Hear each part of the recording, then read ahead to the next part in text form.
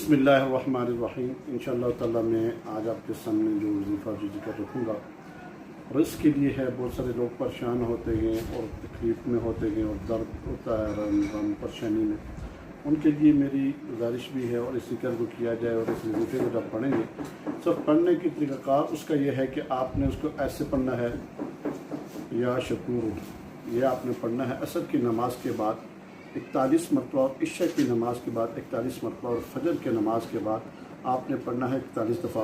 अव्वल आखिर 3-3 मरतबा दुरूद शरीफ के साथ आप पढ़ेंगे पूरी तवज्जो ध्यान के साथ। आपके जितने भी मसाइल जितने भी मामलात हैं जिस तरह के भी हैं आपने इंशाअल्लाह ताला इसको पढ़ेंगे और इस ज़िक्र की बरकत से आपके सारे के सारे मामलात इंशाअल्लाह ताला बेहतर हो जाएंगे।